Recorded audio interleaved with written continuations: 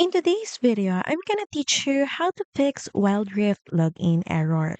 Login errors usually happen due to server issues, bad internet, or account problems. So the first fix that you can try is by making sure Riot's servers are online. And if servers are down, you'll need to wait. So you can head over to downdetector.com and check about the Riot's server's status. Another fix that you can try is by switching between Wi Fi and mobile data and make sure that you turn off any VPN.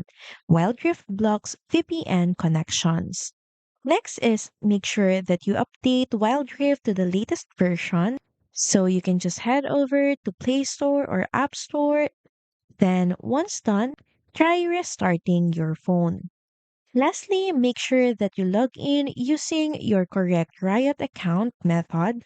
So it could be Google, Apple, or Riot, matching how you originally signed up. So that's pretty much it. Thank you very much for watching this video, and I'll see you again on the next one. Bye!